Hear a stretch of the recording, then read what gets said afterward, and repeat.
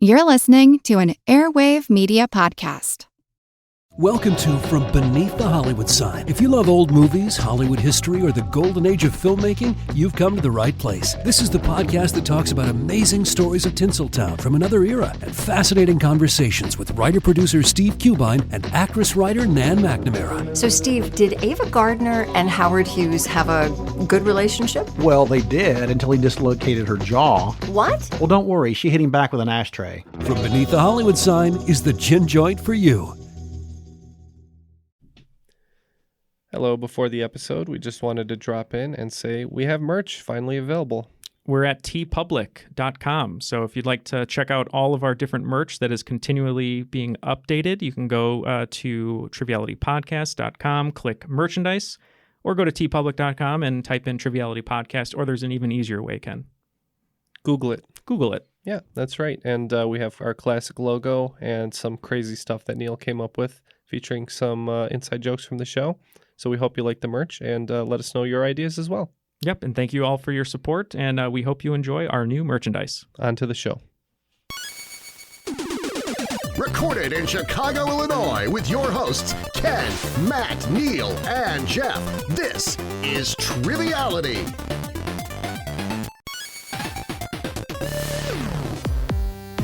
Hello and welcome to Triviality, the game where it turns out that Neal's back tattoo was Rosebud the whole time. Rosebud. And now he's dead. No, welcome to the show. This is our holiday episode, so welcome everybody. You all experiencing some holiday cheer right now? Good tidings, cinnamon. I'm just trying to think of Nutmeg? Nutmeg, yeah. Smells of holidays. Smells of sugar plums dancing through your heads. Dreidels. Dreidels, yeah, dreidels. All right, that's enough holiday stuff. Yeah. How you doing, Matt? I'm doing great. Just hung my stockings. I don't know what I'm doing. Wait, did you hang your stopwatch? Yeah, hanging my You're not stockings. supposed to hang your stopwatch by the chimney with care. That's the disgruntled youth basketball coach every holiday season, hanging his stopwatch. One day they'll get in Bobby under. Knight's coming down my chimney. And you know he's not doing it with care, let's be honest. No. Speaking of He's sports, doing it with chair. yeah, exactly. Speaking of sports, I know why Matt is excited. I just read that the 2024 Olympics are including breakdancing. Oh, really? Yeah, well, they added skateboarding, surfing, and then skateboarding apparently. Or I'm sorry, skateboarding, surfing, and breakdancing. I thought And surfing was baseball already back, scheduled to right? be added for this year, isn't it? Possibly. 2021. Yeah. Nice. All right, that'll be fun. Well, I don't know why we're so off topic, but we figured we would open our holiday gifts this year, and your gifts are question fives because we haven't had time to get to them. We want to have guest hosts as often as we can, make sure everybody gets that opportunity who wants it. So unfortunately, that means we haven't gotten to a lot of question five. So we're going to stick our arms down deep into the stocking and pull these out and see what we have. Sorry, that was so suggestive. of like a calf birth. Yeah, but we're going to birth these question fives, and we don't need the rules because we're throwing the rule book out the window today, right? Yeah, everyone is on the nice list, so that means everyone gets a gift. And as Ken said, we have a lot of gifts that we want to share. All right, well, I guess I will try to start this one off. All right, so here's the first question. This one's from Ann Gehring. Thank you very much for your submission, Ann. And she writes, in light of the beautiful honesty and vulnerability that Dax Shepard recently shared on day 7 of Armchair Experts, name one of the 2 founders of Alcoholics Anonymous. Are they names that we would know, or are they just like you either know it or you don't? I think if you know somebody who's been to AA, you probably have heard it. Because I think I know one of them. All right, Jeff? I've heard the name Bill Wilson floated for people I know who've been to AA. Okay. So. Yeah, that's more than I know. I just know it's been around a long time and helps a lot of people. So I'm going to have to tap on this one, unfortunately. All right, well, Jeff gets a candy cane. Bill Wilson is one of the 2 people, and the other is Dr. Bob Smith. So congrats. The most generic name possible. You probably could have guessed it. Well, yeah, pretty much. But good work, everybody who's going through the program, and keep at it. We believe in you. All right, next question. This is a sports question. So thanks for the submission, Tim Gomez. You know I struggle with these. Following his rookie season, what outspoken wide receiver vented his frustrations in the 1997 autobiography, Just Give Me the Damn Ball? Oh, Wow. I know this one. Oh, do you? It sounds like Matthew. It sounds like every receiver. I mean, that's in their DNA. They want the Mhm. ball. He was drafted number 1 overall by the Orlando Breakers in a season something of Coach. Oh, really? With Yeah. Craig T. Nelson? Yep, it was when he became a pro coach. He drafted this player. Oh, All right. Matt, sounds like you're the only one who can pull this one. yeah. I have This no is idea. a Matt question right here. So It's Keyshawn Johnson. Matt is correct. And Tim Gomez writes, in addition, following a disappointing 1-15 season, which the Bears are trying to meet this year, even though they've already exceeded it, Johnson skewered quarterback Neal O'Donnell and fellow wide receiver Wade Sherbet. Is that right? Crabette. Calling the former a stiff flashlight. puppet and the latter a team mascot. I'm not the puppet, you're the puppet. Yeah, I think at one point he called him. He said that he was a spotlight and Wayne Crabette was a flashlight or something along those lines. He was not very happy with this other receiver. He was really into these metaphors, though. Yeah. All right, so the next question, this one comes from Stephen Gilman. Thank you for your submission. The signature on the only presidential letter of resignation in U.S. history is Richard Nixon's. Whose initials are on it? This is a really cool presidential history question. I really like it. To talk it out a little bit, I mean, Nixon's era. Who would he have tendered his resignation to? Exactly. Would he have immediately tendered it to Ford, who was the vice president, or? Well, speaking of the West Wing, we were talking about it before recording. All I'm thinking of now is when Bartlett signs the 25th and hands it over to John Goodman, playing Speaker of the House, Walken, not Christopher Walken. But I know during Nixon's presidency, wasn't Kissinger a big voice in the room? Like that was like his most powerful, I guess. I don't know. He did not become president, though. That is true. But one could tender their resignation to that person. I guess so. Yeah. Does it matter who you give your resignation to, or? I don't know who you you're would supposed give to it to someone of the opposite party, I would assume. Well, in this case, the Secretary of State seemed to have accepted the resignation, and that is Henry Kissinger. Oh. So you're on the right track. All right. So I'll give you orange in your stocking for St. Nick's. All right. Thank you. Did you get your orange this year? I didn't get an orange. I got a Reese's peanut butter cup. Okay, that's pretty good. That's the worst fruit. It's the best fruit. I don't like Reese's. Actually, in my my St. Nick's sock, I got a bag of Intelligentsia coffee. Ooh, that's pretty good. Yeah, very nice. All Somebody who knows you. St. Nick. He's basically in my business all year. What? That's why he's a saint. All right. Yeah. You know who else is a saint? St. Patrick McGee. Patrick McGee. Thank you for your question. Thank you. He has a tribon for us. Not a movie tribon. Sorry, Neal. Okay.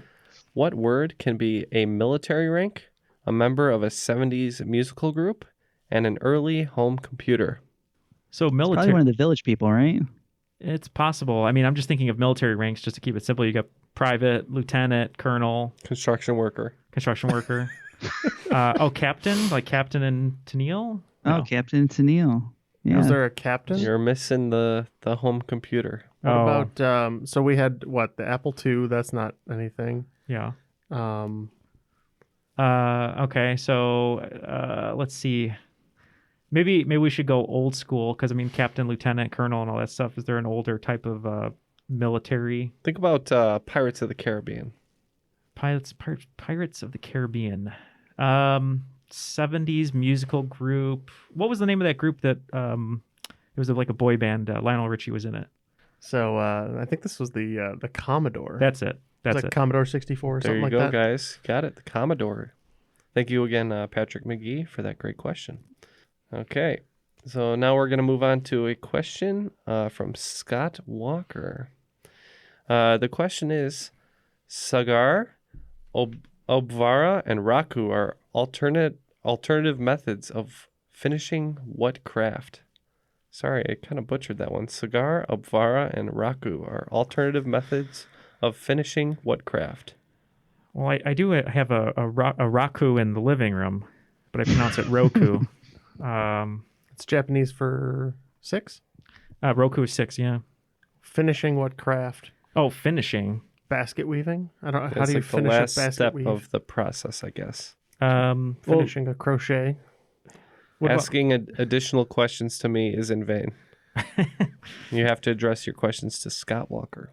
Well, unfortunately, Scott is not with us right now. Is so. it some sort of art, maybe?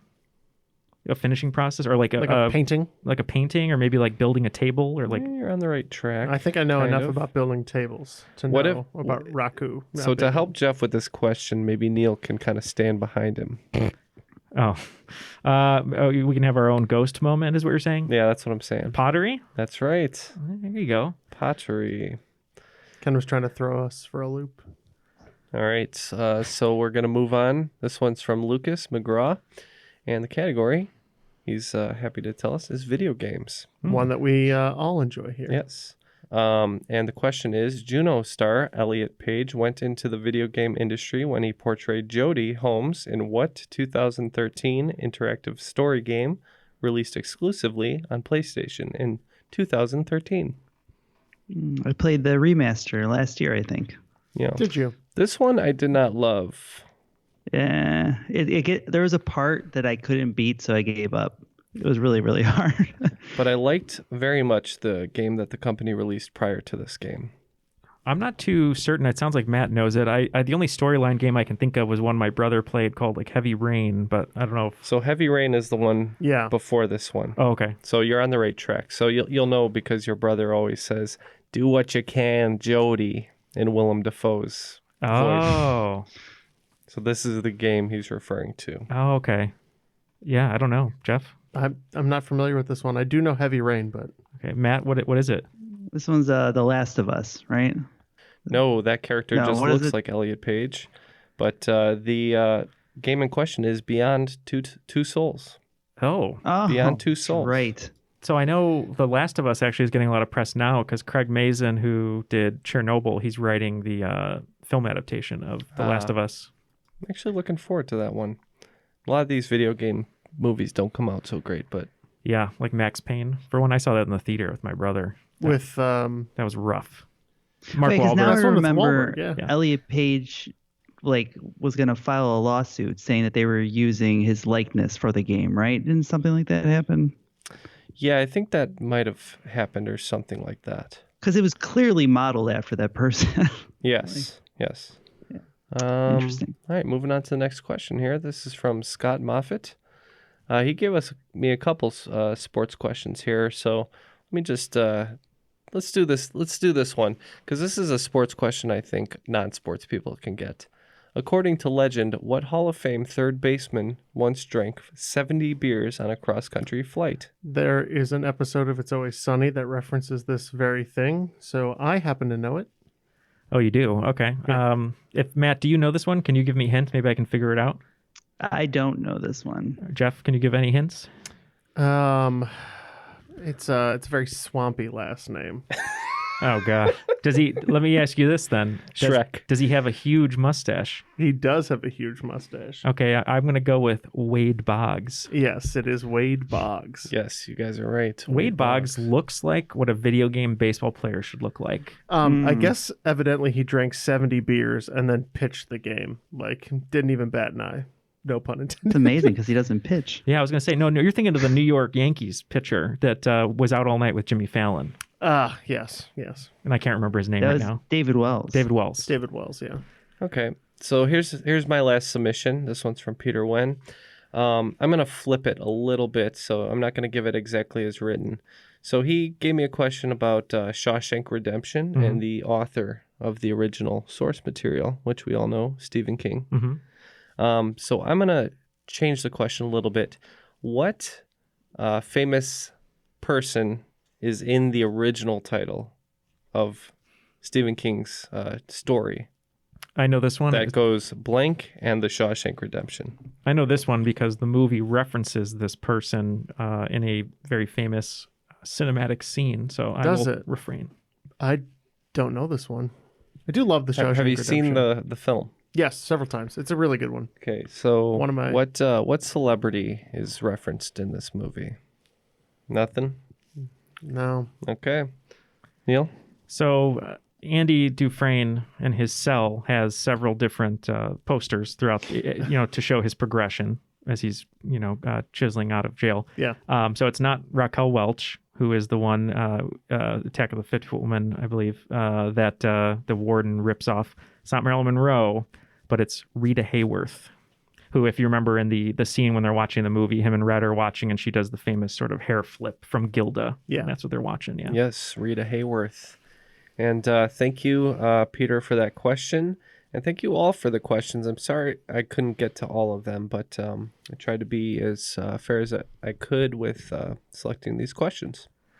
No, yeah, thank you, Ken, and thank you for everyone who wrote Ken some questions. I can go next. I have some, but before we do that, just wanted to let everyone know how excited we are that our store is open. We're over at TeePublic. They're hosting all of our merchandise. What's really nice about TeePublic is we can continually add some new merchandise, whether it's T-shirts or mugs or notebooks, pillows, masks, all that good stuff, and we can keep adding new designs. But we have, I think, maybe 13, 14 different designs there. And they're just some real fun items that you can buy. And Matt, actually, we've sold a lot of them, and I know you're a little cross about some of the things that have been sold. No, it's just, it's just a little upsetting. Still haven't sold very many Matt items. Ken's in the same boat, it seems like. Jeff's a popular guy. I choose to believe that the design is better on the Jeff shirt. I choose so to I believe... I like all the designs, but I choose to believe that that's the cause. No, I choose to believe that people are doing it to lovingly poke fun at me, and I'm all for that. Well, that's obvious. Yeah. I took a little... And maybe not lovingly, but you know what? A sale's a sale.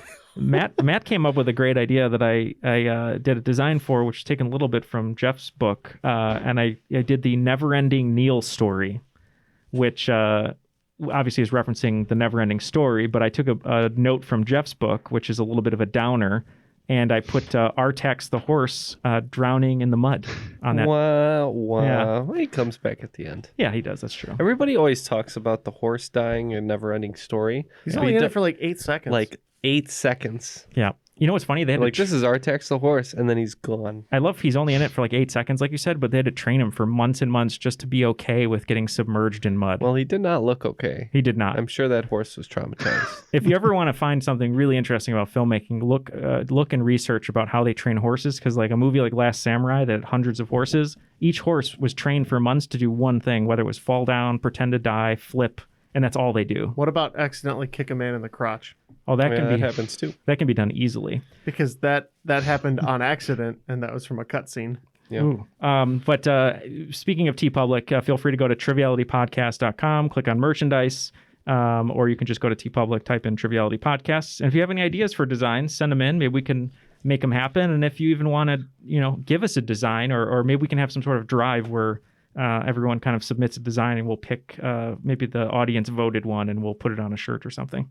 The Dutch Boy is great, by the way. Good work on that, Neil. Thank you. Isn't TeePublic that musician that uses auto-tune a lot? I think so, but I think his grittier stuff is after he got hit in the head a bunch of times because he was a little in pain. So, okay. Yeah. Who's next? All right, I'll go next. Thank you, everyone, for sending in your questions. I also had a good amount, too, so I tried to pull the ones that I haven't used on a game before, and we'll see what happens here. So the first one is coming to us from Tim Gomez. Thank you, Tim. Found in the title of the official song of the U.S. Navy, what nautical term is defined as raised just clear of the bottom, used of an anchor? So what nautical term is defined as raised just clear of the bottom, used of an anchor? Okay, I think I know the title of the song. So the only other word in the title of the song besides anchor is away. That makes sense. I buy that. Jeff agrees. Matt, you agree? Yes, I guess. Okay. Matt disagrees. He disagrees, but it doesn't matter because away is correct. Tim tells us both a Navy lieutenant and a bandmaster at the time, Charles A. Zimmerman, composed Anchors Away in 1906. Okay. So I added the "ought" because I think it sounds cooler when you say old dates like that. It does sound cool. So the next name, speaking of '06, this name sounds great. If I wrote a movie character, this would be a great 1900s movie character name. This is from Thomas Tolliver. What a great, if you own some sort of shop in the 1900s or your family did, please let me know because I think it's amazing. I'm down to Tolliver's haberdashery. Yeah, see, it totally makes sense. Yeah. Sorry. We got some brand new denim in, everyone, from Mr. Levi. Sent all the way from the Americas. Mr. Tolliver, we apologize, but we also appreciate your name. So the question is, and this is a sports one actually, and let's see if Matt knows it. If not, we'll see if the other boys do.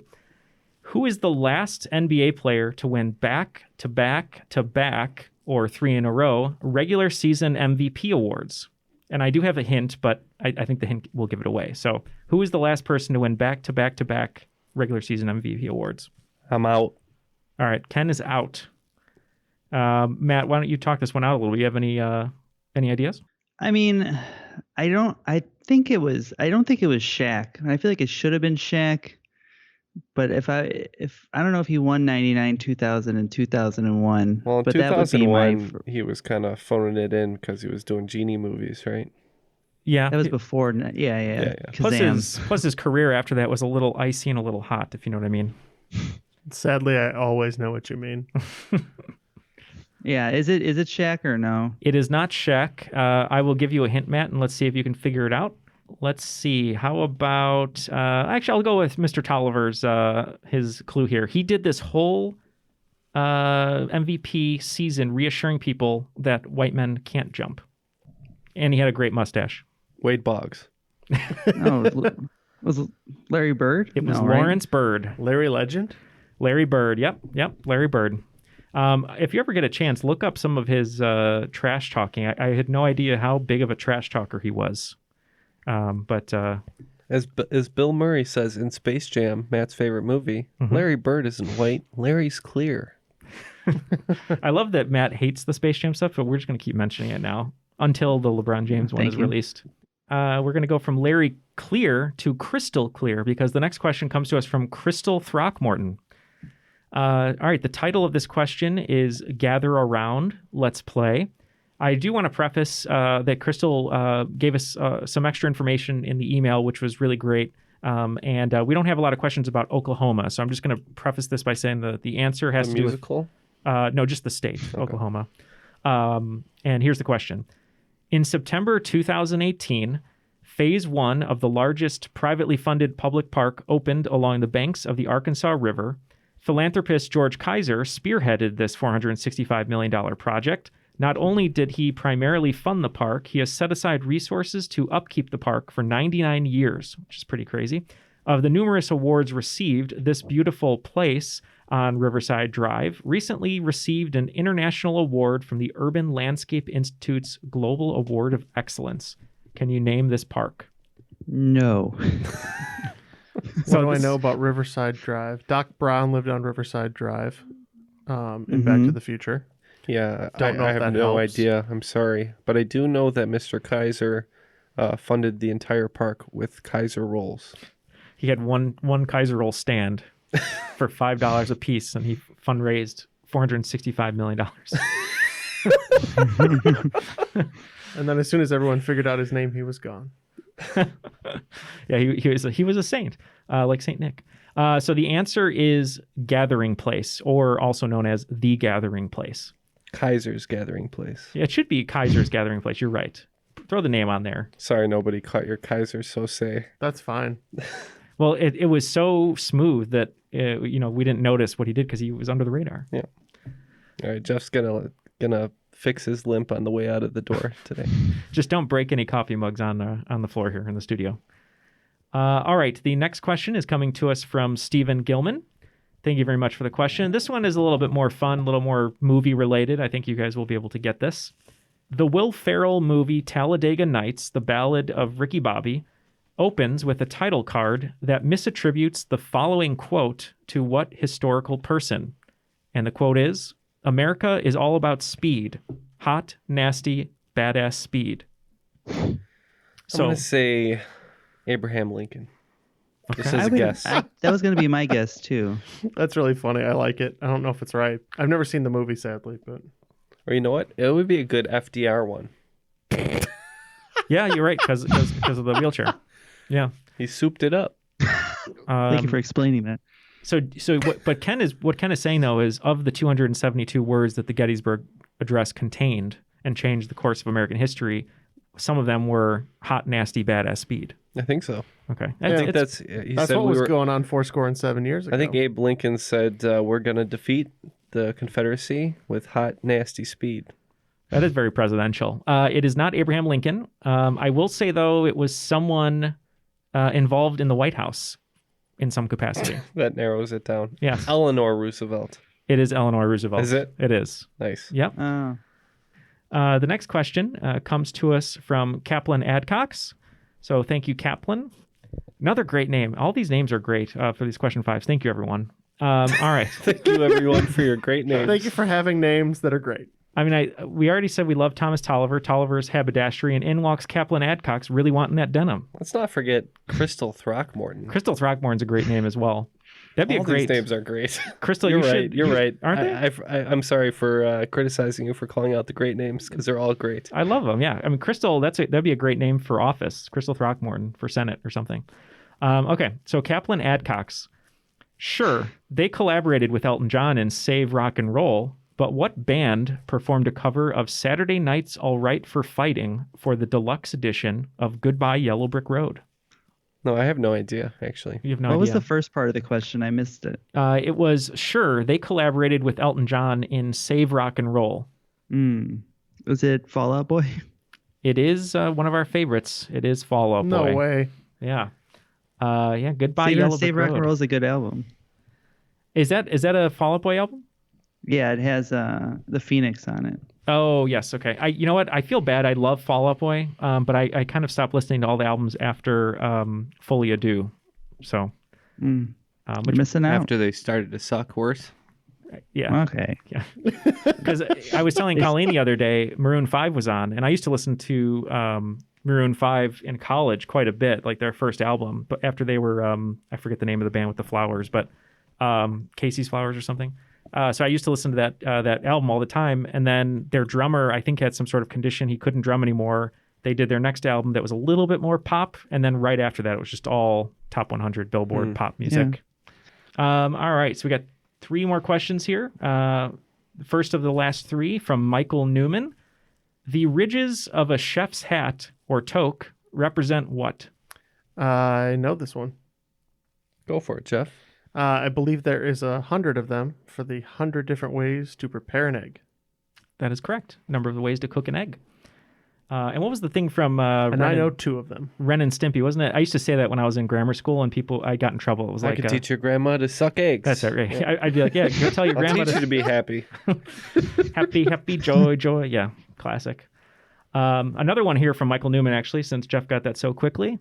Which U.S. state is geographically closest to Africa? I can lock that in too. Oh, all right. What is it, Jeff? Maine. It is Maine. Yeah, weirdly. You would think it's Florida, but it's not. And I don't know how to Because describe the it. globe curves. Because of round in And this. Specifically, it is a peninsula called Quoddy Head, and there's a lighthouse. Off the coast of Maine, yeah. Yeah.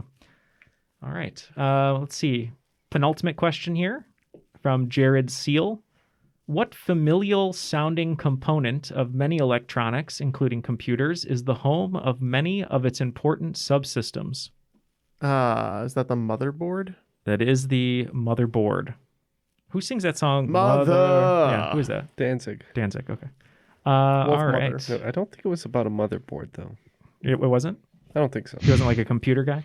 All right. So the last question, before I say the last question, I do want to mention, we mentioned Will Ferrell earlier. If you guys haven't seen the documentary series, The Movies That Made Us, there's a holiday version of it on Netflix now, and it's all about the making of Elf, which is very fascinating. So if you like the movie Elf, which we do, or at least I do, and Colleen does, that it's a good little documentary, sponsored by The Movies That Made Us. Last question from... Not really. Not really. Last question from Kelly Hines. What is the only animal in the world that produces cube-shaped poop? That would be Jeff. That's Jeff. That's No, correct. I know this one, actually. Ken knows it. It's like the Japanese watermelons. I grow it in boxes. So Ew. I don't even know what that means. Do you know it? I'm trying to remember. I know I've heard this fact. You know what, before. Matt? No, like Jeff, I know I've heard it, but I can't remember. This would be Liverpool Rockers, the Wombats. It is the Wombats, yeah. Yeah, so thank you, everyone, for your questions on my end. We appreciate it. Yes, Ken is a real coprophile, so thank you. What is a coprophile? Like someone who likes Frank Capra movies? Someone who likes poop. Oh. Why? I- Why would you say that? Because I know what the word is. That's I know one fact about poop. Suddenly I'm a sicko. Well, I mean, you can find out a lot of things about poop. Ken, you've been a sicko long before that. That's true. Apparently, you find out a lot about yourself if you dig into your poop, scientifically speaking. Why This are we is not what the show's the about, you second guys. or We need third to get time away we're talking from about it. poop? All right, we don't want to talk about coal in our stockings. So let's throw it to The Matt. number 2 trivia show. Yeah, exactly. Damn it. For a reason. So what's in your Christmas bag over there, Matt? Ooh, I'm next. All right. This is the Ernest Safe Christmas sack. I'm just going to reach into here really quick. This question is from Jackie Lefebvre. I apologize for that pronunciation, but you have a lot of Do you think it's consonants Lafarve? next to consonants. I will give you a 10 for sticking that landing. So All right. So, everybody surely remembers the wonderful game Hungry Hungry Hippos. There were 4 hippopotamuses in the original version of the game: Lizzie, Henry, Homer, and Harry. A later edition of the game replaces the purple hippo, Lizzie, with a pink one named Happy. The objective of the game is for each player to collect as many marbles as possible with their hippo. How many marbles were included in this game? Ooh, okay. How long do you think a game of Hungry Hungry Hippos lasts? Like 10 seconds. Yeah, 10, 15 seconds. Okay, and how many would you end up with? I think it's 40 balls. How many hippos are there? 4. 4. So you'd have to think it would be at least 10 per hippo. Yeah. So 40. Wouldn't you want to 40 make ball. it an odd number so there could be no tie? Okay, yeah, 45. Yeah, I like 45. Ooh, close, but you're way off. It's actually 21. That's There it. are Oh. 19 red marbles and 2 yellow marbles. Oh, I was thinking 45 that- would be a pretty gridlocked board. As a kid, it felt like there was a million. yeah. It's sad because I have not played Hungry Hungry Hippos for quite a while, nor have I played Rock'em Sock'em Robots for quite a while, and that's sad. You know what I haven't played in a long time? Crossfire. Are you talking about the political show? Yes. Oh, okay. Is that like a You board get caught game? up in them. No. Crossfire. It was like you would fire Crossfire. steel balls across the thing at each other. I don't think we Yeah, ever it played had the game. greatest commercial of all time. It had the 2 kids in like Dante's Inferno, like shooting it out. It was amazing. Oh. Exactly. You'll get caught up in the crossfire. Yeah. Yeah. I remember that now. Yep. How could you forget it? After that performance, That was another game that did not come. It came with like 15 marbles, so the game was over after like 3 seconds. It was not very fun, to be honest. No, we would just shoot it across the table at each other. I used to love Guess Who. I don't know why I just thought of it, but It was fun. yeah, I just love the sound it made when the game was over and you had to close everyone's flap. It go, It was a big year for Guess Who. All the characters made their way to all the baseball stadiums. yeah, that's a happy ending. Yeah. All right. So this next question is also from Tim Gomez, who gave us lots of gifts this year. So I guess we were good. So the question is, known for an accessory commonly seen sported by actor Samuel L. Jackson, what British-based clothing company got its name from combining parts of 3 fashion-related words into one: knitting, angora, and wool? I know this one for sure. I'm talking about a hat here, right? It is definitely a hat. Yeah. I don't know about this hat. No. You don't know? Enlighten me. Let's just say it is not made from the most popular animal of Australia. We want to quell any rumors. So no, It's no used in the kangaroo. new Olympic sport breakdancing. I Yeah, believe. exactly. No kangaroos have been harmed in making these hats. Kangle. The answer is Kangol. Neal, did you ever own a Kangol hat? I imagine you did. I didn't own a Kangle hat, but I did go to the Thank goodness doctor. for that. I went to the doctor for some abdomen pain, and he prescribed me to do some Kangles. I thought Neil was going to go the opposite way. Strengthening your pelvic floor. Can anyone really own a Kangol? Like, I've never actually seen a Kangol in the wild, like in person. I mean, on anyone. It's only in movies and TV. Has anyone ever seen someone wear a Kangol? Not since 2000. Yeah, right. Yeah, Matt. Kangol hat. I bought one for an 80s party once. Neil, I think you were at this party at the one house I rented out in I was there. Chicago. Yeah. He lied. I dressed up as a breakdancer, and I was able to find a Kangol hat at Marshall's for $5. All right. I do remember that Yeah, part. The that mighty isn't the have bargain. fallen. We can move on to my next question, which is from Stephen Gilman, who has also provided a lot of questions for this. Yes. So his question is, what 2001 film has cameo appearances by Lenny Kravitz, Natalie Portman, Donald Trump, and David Bowie, as well as James Marsden appearing for literally 3 seconds as John Wilkes Booth? Man, this sounds really familiar. I can't place it though. Well, if it has that many people, it's got to be. It's like a bonkers comedy. Yeah, Clearly. it's got to be like an Austin Powers type movie with a lot of 2001. cameos, right? John Wilkes It Booth. also has breakdancing, much like the last question. Oh, Zoolander has a lot of cameos, doesn't it? Ooh, It does. That could be it. That's about the right year. Don't they have a breakdance fight? Natalie Portman. They have a freak gasoline fight incident. Yeah, let's say Zoolander. Yeah, I like that. Yep, the answer is Zoolander. Ooh. How does John Wilkes Booth Derelict. come into it? Do you know? I believe it had something where he was a model who was trained to kill Abraham Lincoln, would be my guess. I don't remember Oh, exactly. Because they're talking. That's with not Mustafa. That's Will Ferrell's character in Austin Powers. Oh yeah, it's very painful. Yeah. I can't remember his villain name in that. Do you? I can't either. I know Derelict, like you said, but Or Blue Steel. yeah. This question comes from Patrick McGee. Thank you, Patrick. This is a sports question. Tied at 5 losses each, what 2 NFL teams have lost the most Super Bowl games? I think I definitely know one. I always feel like I want to pick on the Bills. I was just gonna say Well, yes. they had 4 losses in a row, right? Yeah. So Sorry. if they lost one other time, that would be 5. It'd have to be the Bills because yeah, it would have to be the Bills. There's one. Name 2 of them. Lost 5 times. Oh, Patriots. I know they lost against the Bears. Yep, they lost against the Giants twice. They lost against the Eagles 4. Yeah, it's definitely the Patriots then too. Sports. So the Patriots are correct, but it's not the Bills. The Bills just have those 4. The other one is actually the Broncos. Oh yeah. Oh, that's right. Elway took them a ton of times. The Denver Broncos. That's right. And then Manning lost the 1 year too. Okay. All right, and this final question comes from Tamara O'Brien, who's always giving us a ton of questions in the crop. So we always appreciate that. And if you guys are listening and rock. aren't part of the crop, we suggest you come on down to Facebook and join up. So this question is, according to U.S. birth records from 1994 to 2014, which month has the highest overall average births? I think it's my birth month of December. It seems like everybody's born in December. What would be the conception date there? Valentine's, maybe? No, that would be March. March? Spring fever, possibly. Yeah, I mean that makes sense. I would say. So, what would be the birth of Valentine's Day? It would be November. Yes. Okay, I always thought the summer had the most births, but I don't know why. that's Christmas. Because people time. are inside and there's nothing much to do. And We know Well- how babies are made, okay? Yeah, we've all had a little eggnog here. It's the holidays. I mean, things happen. So, what would the birth month be if it was tonight?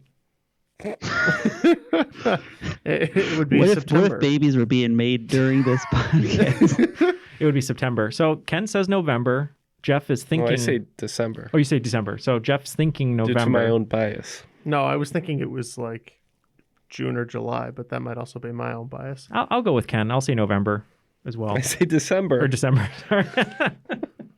It's all the eggnog. Well, that's okay. You're both wrong, and the answer is September. Oh, so it So is it's- Christmas. It's those holiday babies. Yeah. All right. I think it's all those guys that went to Jared would be my assumption. Well, that is all the questions that I have, so I'm going to pass the Christmas baton over to Jeff. Jeff's he's pulling up his questions now, but Matt, I know you sent us an excited text the other day about just how wonderful everyone has been with the show as far as listening is concerned, sharing, and all that kind of stuff. This year, our downloads are up 25% over last year. So that's an entire Triviality member more. If you do it, I think that's how the math checks out. But definitely, we appreciate you guys telling your friends and however you found the show. Feel free to comment on how you guys came across the show, because we definitely have a lot more listeners than we did last year. So thanks to everybody. Yeah, and we've weathered the pandemic quite nicely, and we're surprised and delighted. Yeah, we saw it. We saw an initial drop when the pandemic happened, because we know a lot of people don't have commutes, but either you're finding other ways to make some time for us, or you're back to work like some of us in Triviality. Well, yeah, and we've been receiving a lot of great emails about, I found the show this way, I just started listening, or I'm started at the beginning of the catalog, which is great. And another thing, speaking of our amazing patrons on Patreon, we actually passed 350 Patreon members. So pretty nuts that we've gotten past that point. And if you'd like to join them, you can go to patreon.com/trivialitypodcast to support the show if you'd like, for some extra audio content and some other great perks. All right. So my first question comes courtesy of Tim Gomez. Thanks, Tim. According to the 1988 Earworm, personal favorite of mine, What I Am, Edie Brickell and the New Bohemians claim that what discipline is the talk on the cereal box? It's a walk on the slippery rocks. I don't know this at all. Yeah. Tim also kindly provides me with a correction that I should have made earlier on the show, in which I falsely claimed that Edie Brickell is married to someone who's not Paul Simon. She's been married to Paul Simon since 1992. So thanks, Tim. Okay. I have no idea. I don't know that song. I don't either. So what's the actual question? What rocks your socks on the cereal box? So they say that this discipline is the talk on the cereal box. And I can tell you that I paid I paid a lot of money for it, if that helps you. Crossword? No. Karate. Oh. What discipline did Jeff pay a lot of money for? Magic the Gathering. That's not bad, except this came out in 1988, which would be before Magic the Gathering. Discipline. This discipline's very old. Thousands of years. Education. More specifically, my education? Philosophy. Philosophy is the talk on a cereal box. Oh. It's a very weird song that stuck with me for some reason as a kid. It's just one of those weird one-hit wonders. But now she's making... Tim Gomez liked it. I know. Thanks, Tim. That was a very Jeff question. So, all right. Next question, courtesy of Ann Gehring. Thanks again, Ann. Incorrectly called by his Roman name, Hercules, in a Disney film, what was the Greek name for the child of Zeus and Alcmene, who strangled snakes as a baby, completed 12 labors, and married Megara? Well, I know Jeff also strangled snakes as a baby, but that's a separate story. I don't know what that's about, but I know this one. Oh, you do? Matt, do you know this one? I don't think so. Is it? I know Zeus has got kids. Was Cronus one of them? So we're just looking for... So Hercules is the Roman name. So what's Hercules' Greek name? I thought Hercules is often confused with Heracles. And I don't know if Heracles would be the Greek version of Hercules, but maybe I'm thinking of two different people. I think you're thinking of one person. That is right? Okay. No, I think you're thinking the correct answer, because it is Heracles. Okay. So Zeus's wife Hera was upset at her husband's infidelity. So his Greek name Heracles literally means glory of Hera. So I have a very important... He named his cheat baby after his wife. Oh. It's not a classy move. It's a bold move, though. It's a Zeus move. It's very, very bold. Very important question here, though. In the Greek translation of The Nutty Professor, does Eddie Murphy scream Heracles, Heracles, Heracles? Oh, my God. It's all Greek to me. All right. My next question is courtesy of Andrew Hansen. Thanks, Andrew. According to the book, The Two Towers by J.R.R. Tolkien, how many elves were at Helm's Deep? Neal? And this is a Neal question if I've ever heard it. All right. So I don't know the answer off the top of my head, but as a triviatician, my logic would lead me towards the answer of, since it is the holidays, all of the elves are helping make the presents. So I would think it would be 0. Maybe it's a trick question. Well, Legolas is definitely there. He's an elf. So that's He is an elf. He is an elf. Is he still married to Katy Perry? Were they married? I don't think so. Oh, Were they married? I don't know. I heard they got Elvish in the back of a West Hollywood club. Dirty man. I was there. Yeah. Yeah, Matt was there. I have no Can't idea. confirm. I don't know. So What is Helm's Deep? Helm's Deep is a fortress And in the name kingdom of a battle. Rohan. Is it like the How deep wall or is it? something, or It's fairly deep. fairly deep? So Okay. you think you could fit a lot of elves in there? You could cram a bunch of elves. I would say several basically, furloughs worth. basically a battalion of elves shows up at the last minute to save everybody's ass as usual. And no, they're Usually mostly it's the Fit Eagles, two but elves this per time it's one the elves. regular person. so they're the reinforcements. Is what you're saying? Yes. Okay. Yeah, I have no idea. I don't mean, remember there being a lot of them. Let's say 200. I don't know. That sounds like a lot of elves, but I'll believe it. It's a war scene. Peter Jackson. I'll go 200. Sure. The 201. answer is 500. 500. I was Without going closer. over. Got it. So Matt was closest without going over, so he wins today's Price is Triviality. I will He say wins the skull of an elf. I get to play Plinko now. Lord of the Rings. Mountain Climber. They just released a 4K version that people are going nuts for. I belong to a Facebook group that my friend added me without me knowing of 4K enthusiasts. Neal, I think it's time.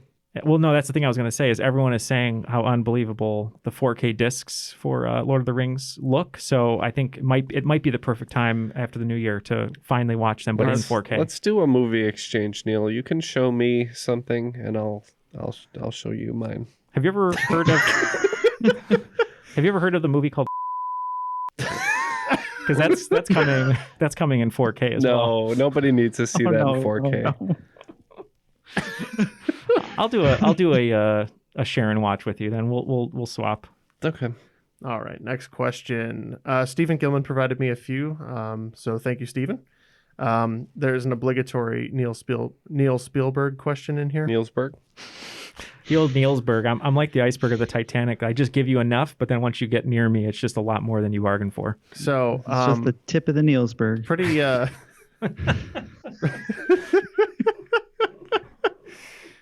I'm looking for two movies. The first is where Sam Neill's character's dying words are, "I would have liked to have seen Montana."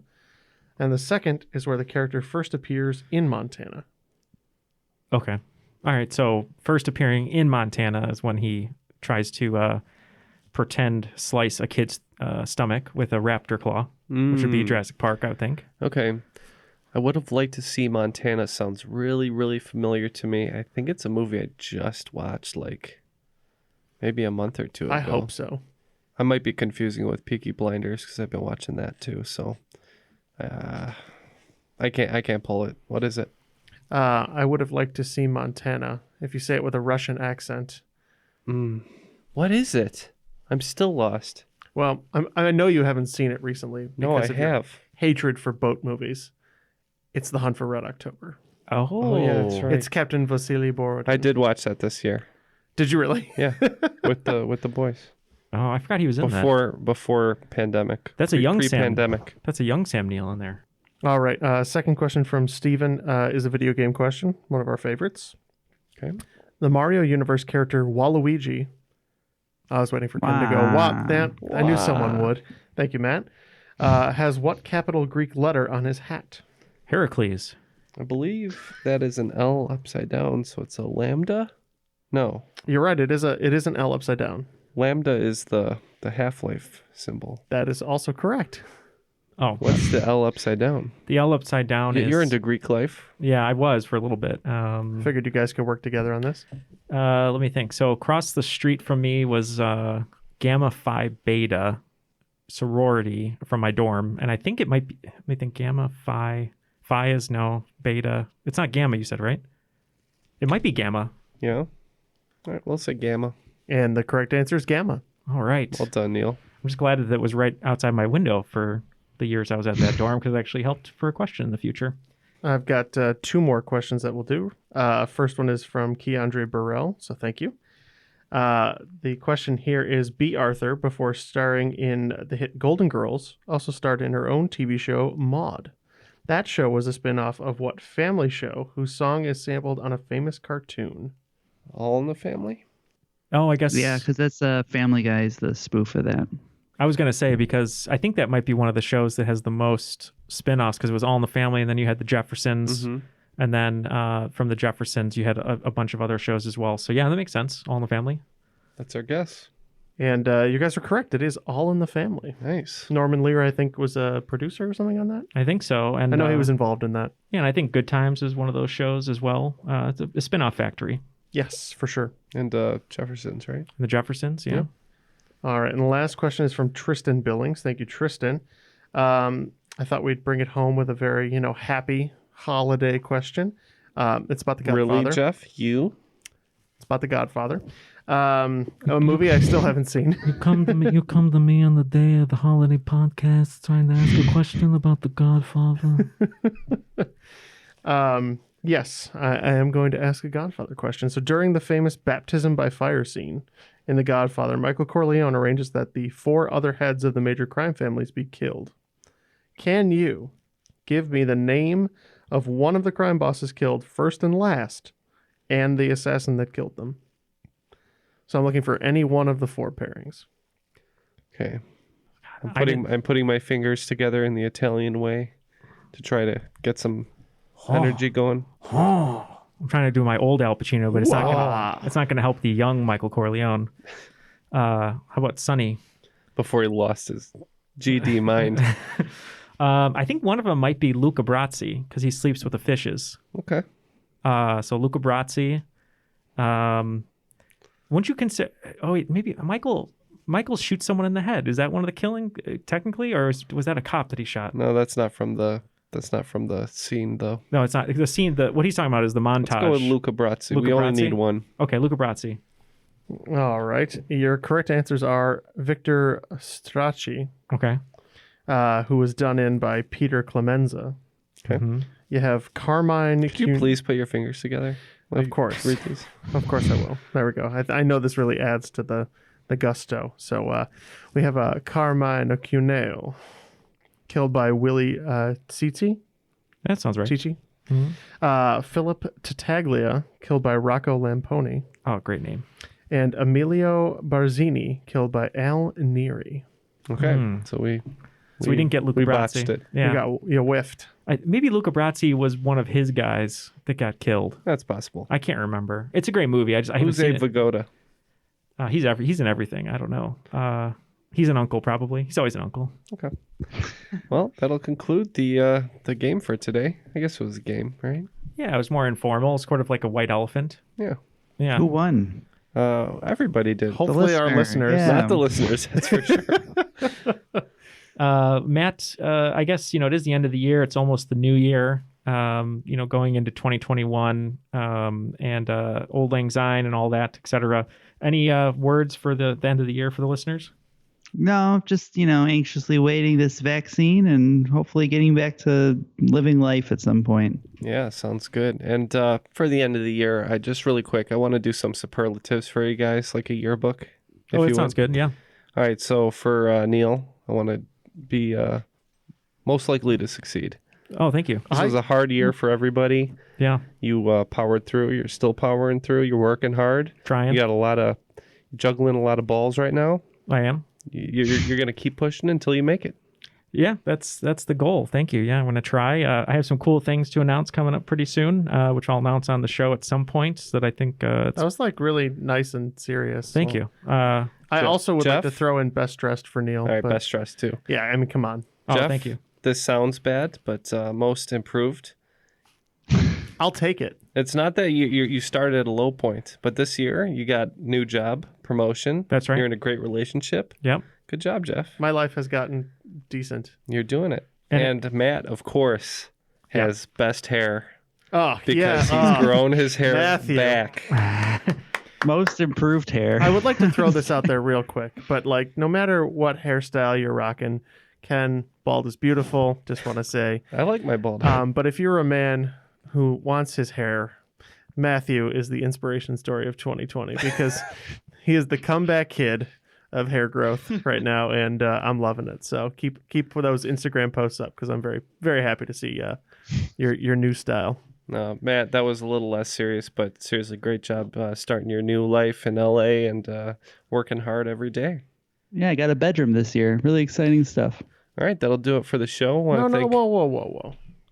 We don't have any superlatives for Ken. What is this, guys? All right, that'll do it for the show. I want to thank everybody for listening, and thanks a lot for your support over this year. It's meant a lot, and we're gonna keep at it as long as we can, and we'll all weather this tough year together.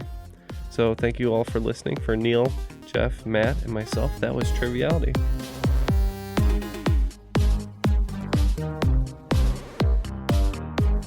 We And then you were covered like- This Love in one of the 4 songs we could play in our cover band. Yeah, Vinny Barbarino's Dream Machine. Dream Machine. Yeah, it was I Am My Own Worst Enemy by Lit. It was Buddy Holly, This Love, and didn't we do Foxy Lady by? Yes, Foxy Lady. And Jerry was a race car driver by Primus. By Primus. That's all I think of when I hear Primus, just the bass. It's really funny about that is I think this joke has more of an audience than your band ever did. Yes. You know what's funny is, it does have more, and I bet if we even tried to do a show now, even with this audience that we have now, which is wonderful, no one would come. I would definitely. I would definitely show up. Oh yeah.